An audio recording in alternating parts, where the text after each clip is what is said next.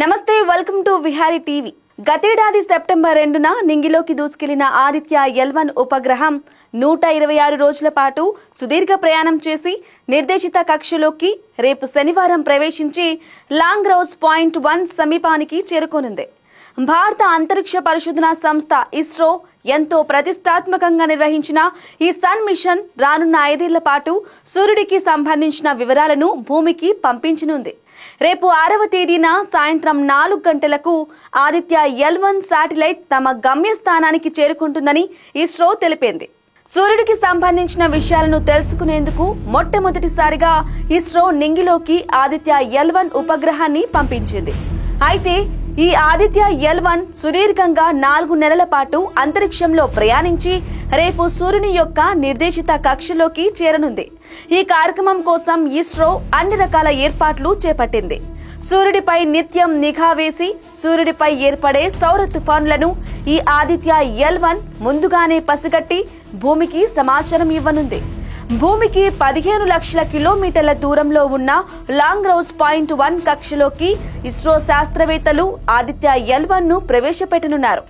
ఇక అక్కడి నుంచి ఆదిత్య L1 తనలో ఉన్న పరికరాలను ఉపయోగించి సూర్యుడి యొక్క ముఖ్యమైన వివరాల గుట్టు విప్పేందుకు సిద్ధమవనుంది.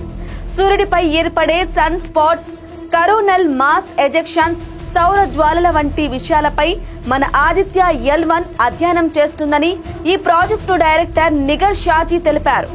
ప్రస్తుతం ఆదిత్య L1 మన యొక్క పూర్తి ఆధీనంలో ఉందని, ఇంకా గమ్యం వైపు పరుగులు తీస్తోందని ఇస్రో ప్రకటించింది.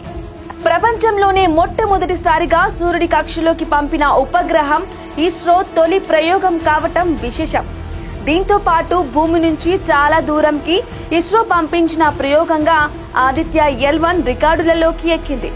ఆదిత్య L1 సూర్యుడిపై అడుగు పెట్టకపోయినా సూర్యుడికి దూరంగానే ఉంటూ ఎల్లప్పుడూ అది సూర్యుడిపై ఓ కన్నేసి ఉంచుతుంది.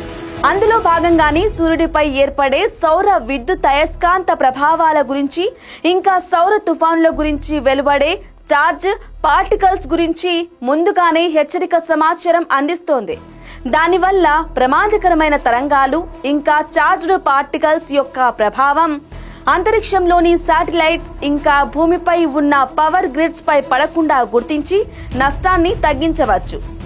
ఆదిత్య L1 అంతరిక్ష ప్రయోగం వల్ల మన ఉపగ్రహాలకు, కమ్యూనికేషన్ వ్యవస్థకు నష్టం కలగకుండా కాపాడుతోందని, మన శాటిలైట్స్ కు పరిస్థితి చేయి దాటిపోయి విఘాతం కలగకుండా సేఫ్టీ మోడ్ లో ఉంచేందుకు సహాయపడుతుందని ఇస్రో చైర్మన్ ఎస్ సోమనాథ్ తెలిపారు.